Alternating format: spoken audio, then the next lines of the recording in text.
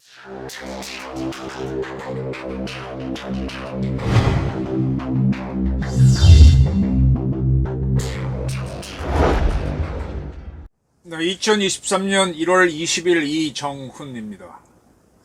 요즘 이제 자주통일이란 단어가 들어가기 때문에 자통이라고 약칭하는데, 자통 간첩단 수사가 되게 활발합니다. 민노총이 난리가 났습니다.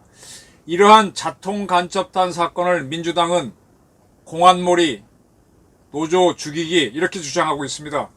민주당이요. 근데 이건 아는지 모르겠습니다.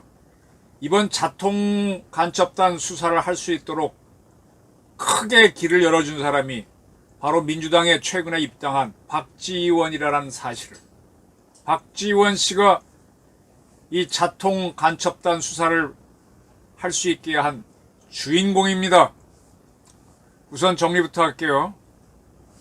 지금 이 자통 간첩단 사건에 연루된 사람이 민노총의 간부로 있는 거는 거의 100% 확실하죠. 그래서 민노총에 대한 압수수색을 했습니다. 그 중에 한 명은 압수수색 직전에 어딘가 숨었죠. 아마 그 노조 속에 숨어 있을 텐데 뭐 결국은 잡힐 겁니다. 이러한, 일단은 지금 수사가 노동단체, 민노총 중심으로 노동단체를 향하고 있으니까 민주당의 그 말 많은 고민정 의원님이 이렇게 얘기하셨습니다. 윤석열 대통령은 귀족노조 때려잡기를 하며 노동 탄압을 하고 있다.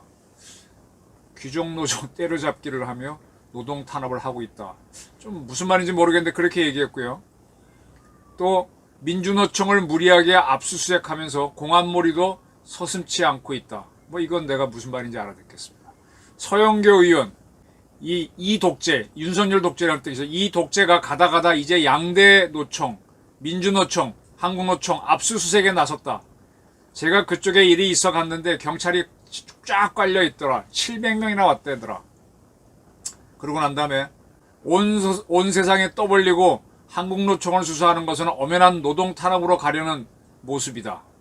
대한민국의 노동 탄압, 이것은 전두환식 노동 탄압, 이명박, 박근혜 모두 노동 탄압하고 제대로 정권 유지 못했다라는 경고를 하겠다라고 그랬습니다. 아주 민주당이 벌떼같이 대들고 있습니다. 제가 아까 허드에서 말씀드렸죠. 지금 자통 간첩단 사건을 수사를 하게 해준 사람은 박지원이라고. 박지원 씨는 아는지 모르는지 딴청을 부리고 있습니다. 시사인에서 하는 유튜브에 출연해서 정치 왜 그래 프로 같으네요. 거기서 딴소리를 합니다. 이번에 윤석열 대통령이 UAE에 가서 UAE의 위협은 적은 이란이고 우리의 적은 북한이다. 이거 가지고 민주당 의원들이 발끈하고 있죠. 제가 보기에는 우리의 적은 북한이다라고 한 것 때문에, 그래서 UAE의 적은 이란이다 한 걸 갖고 들고 나오는 걸로 보입니다. 어쨌든 이 박지원 씨가 UAE의 적은 이란이라고 한 윤 대통령 발언에 대해서 자기 당 소속인 김유정 전 의원이 윤석열 대통령이 이란이라고 한 게 아니라 이런이라고 한 거 아닐까? UAE의 적은 이런 나라들이 있다라고 이렇게 해서 사람을 웃기고 있습니다. 그러니까 지난번 윤 대통령이 미국 갔을 때 국회에서 예산을 날리면 쪽팔려서 어떡하지 이렇게 얘기했다는 거를 MBC 등은 바이든 날리면 뭐 이렇게 했다고 해서 한번 시끄러웠었죠. 그걸 빗대서 이렇게 또 말을 바꿀 거다 이렇게 해서 한번 웃겼는데, 자 지금부터 설명을 드리겠습니다. 청주 간첩단 사건이라고 있습니다. 2021년에 지금부터 2년 전에 터졌던 거죠. 이들이 2017년부터 북한의 지령을 받아서 2017년 8월 13일 결성한 지하당으로 보입니다. 처음에는 조선노동당 자주통일 충북지역당으로 하려고 했습니다. 자주통일이 들어갑니다. 자통. 그래서 이 자주통일이라는 이름을 써서, 근데 앞에 조선노동당이라는 이름을 붙이려고 했어요. 근데 북한에서 하지 말라 그랬죠. 이거 하게 되면 예민하니까 그냥 자주통일로. 그래서 자주통일 충북동지회를 결성하게 되죠. 그리고 이 대표가 박아무개인데 중국 심양에 가서 북한 공작원을 만나서 심양, 베이징 그 다음에 캄보디아 프놈펜 이런 데 가서 돈을 한 2만 달러 이상을 받아왔습니다. 지금 이 사람들이 갔던 동선이 이 자주통일 이번에 나온 조직들이 갔던 동선하고 거의 비슷합니다. 그리고 이들은 어떤 시위를 했는가 하면은 지금 북한의 핵이 상당히 우리한테 위협이죠. 그 위협에 그나마 대응할 수 있는 무기가 F-35A 스텔스 전투기입니다. F-35 스텔스 전투기 도입 반대 운동을 합니다. 이들은 북한에서 파견된 간첩이 아니에요. 여기서 스스로 생겨가지고 스스로 공산주의자 사상을 가져갖고 북한하고 접촉해서 한 그런 조직들입니다. 토착? 외국에 빗대면 토착 뭐가 될까요? 네. 근데 하여간 노무현 때는 19명, 이명박 정부는 23, 박근혜도 9번이나 간첩을 잡았는데 문재인 정권 때는 안 잡았었죠. 근데 이 사건을, 이 청주 간첩단 사건이 이렇게 지금 자주통일 자통들이 한 걸 보게 되니까 뭐 캄보디아 가고 중국 가고 쭉 한 거랑 동선이 비슷한데, 그러니까 청주 간첩단이 더 확대된 게 지금 자통일 겁니다. 더 수사를 해보면 그렇게 나올 겁니다. 이 자통 사건을 국가정보원이 언제 감을 잡았는가 하면은 2017년에 움직였으니까 얘네들이 18년 초에 감을 잡습니다. 이때 대한민국 국가정보원장이 누구냐?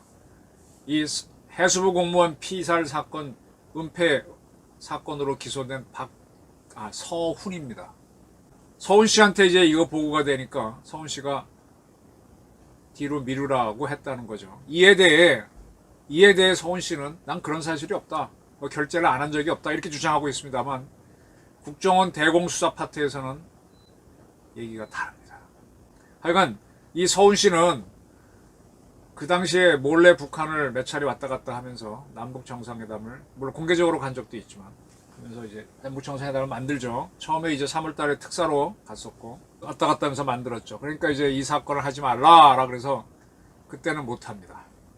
그리고 난 다음에 이제 서훈 씨는 국가안보실장으로 오고 박지원 씨가 이제 국가정보원장이 되죠. 그렇게 된 이유는, 박지원 씨를 한 거는 그때 하노이에서 북한하고 미국 정상이 만났는데 트럼프가 완전히 박살을 내면서 하노이 노딜을 만드니까 북한이 화를 내죠. 그래서 북한이 뭐 우리 문재인 대통령을 삶은 소대가리 특등 머저리 온갖 욕을 하면서, 북한은요 뭐가 잘못되면은 이 김정은 책임으로 할 수 없기 때문에 누구를 덮어 씌우는 겁니다.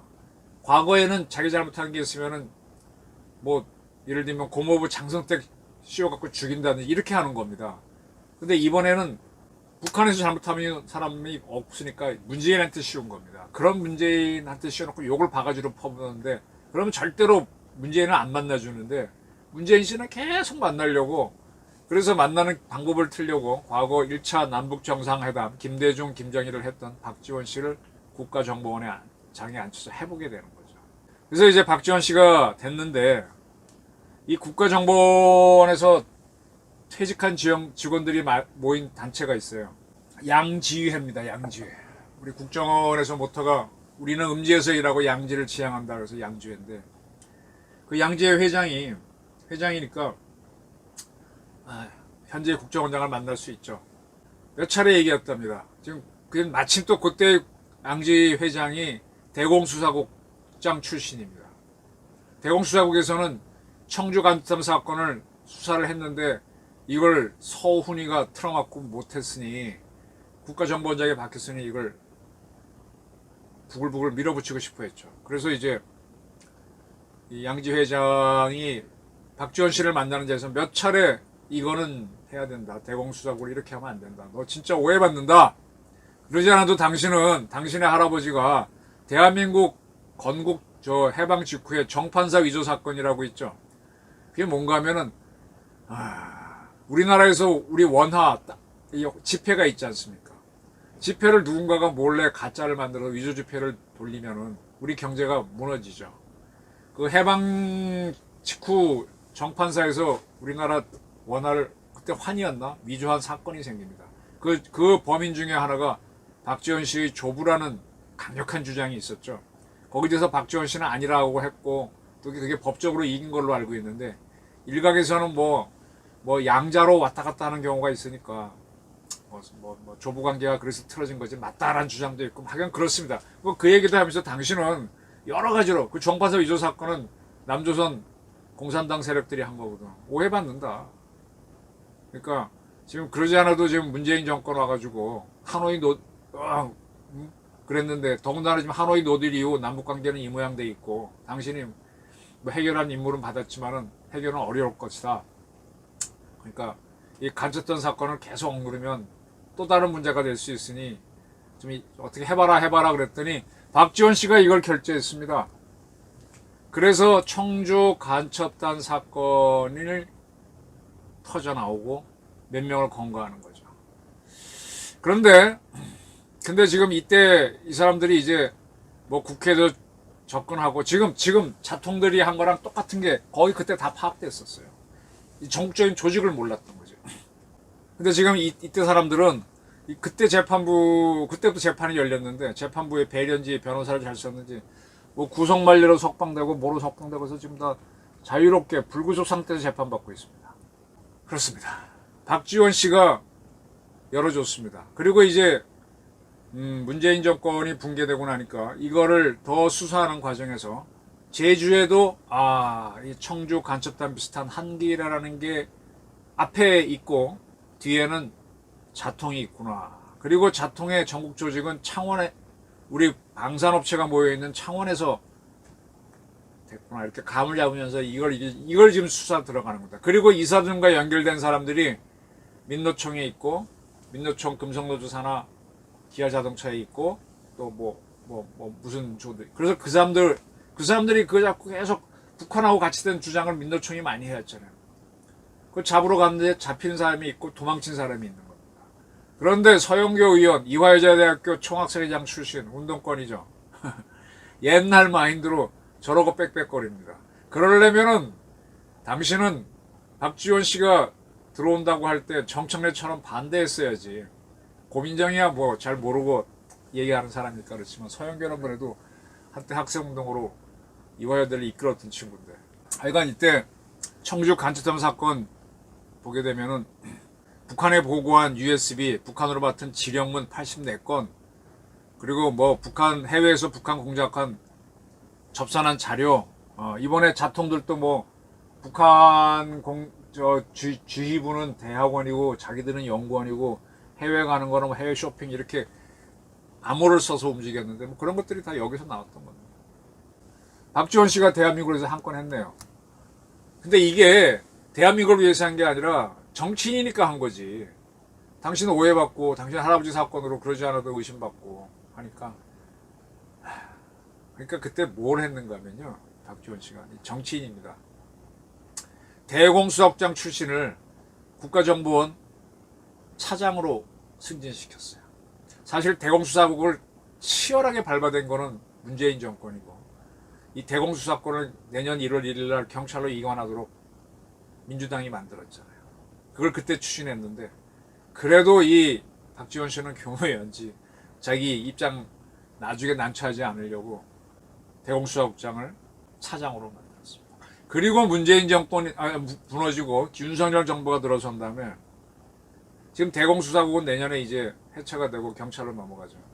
그런데 대공수사국장 지낸 일을 윤석열 정부의 이 김 국정원장은 차장으로 대공수사국장을 차장으로 승진시켰습니다.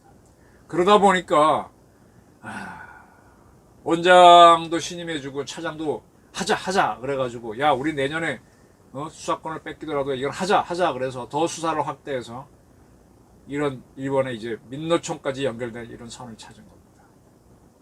이게 더 들어가게 되면은 윤미향 씨의 전 보좌관 이미 자기에 대한 수사가 청주 간첩단 사건 때 들어왔기 때문에 알고 사표를 낸 걸로 보이는데 국회에 침투해서 정보를 빼려고 그랬죠. 윤미향이는 아주 유심히 봐야 할 사람입니다. 그게 남편부터 다. 그래서 이 정치에 왜 공작 조직이 들어가려고 좌파가 들어가면 안 나오려고 그러고 무소속으로 당에서 쫓아내도 버티는지 이해가 되신 겁니다. 그리고 그 사람들이 거기서 잡히게 되면 그걸 핑계로 또 싸우는 거예요. 뭐 공안 탄압이다. 서영교 같은 사람이 이렇게 그런 논리를 만들어주게 되는 사람이 되는 거지. 자, 박지원 때문에 자통 간첩단 사건이 터져나오게 됐는데 민주당은 왜 공안몰이라고 하니? 이렇게 한번 공박해 보십시오. 저희 분석이었습니다. 감사합니다.